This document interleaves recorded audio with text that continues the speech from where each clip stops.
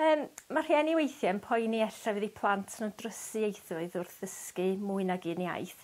O'n profiad ni oedd yn plant ni'n dysgu 2 iaith o'r cychwyn cyntaf. Pan oedden nhw fach, ella oedden nhw'n defnyddio gair Saesneg yn ganol brawddeg Cymraeg, ond defnyddio gair oedden nhw'n gwybod mwyn trosglwyddo'r neges oedden nhw eisiau rhoi. Ond oedd o'n syndod i mi pan oedd Aled yn 19 mis oed, nes i ofyn iddo fo gofyn i gymydog i ni, doedd y cymydog ddim yn siarad Cymraeg. Dos i ofyn i Chris os ddysio panad, ac allan o fo yn 19 mis oed, 19 mis oed, allan o fo yn 19 mis oed i'r ardd a gofyn, Chris, do you want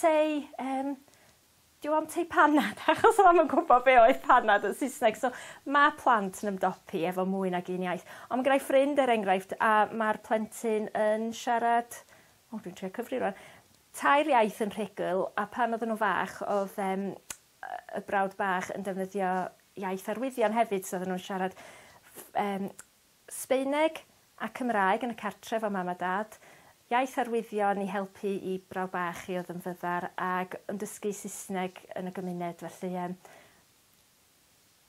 os ydy plentyn yn gael cyfle, maen nhw'n aml yn gallu ymdopi yn hawdd, ni fel oedolion sy'n pasio yn ofnau ni ymlaen i'r plant.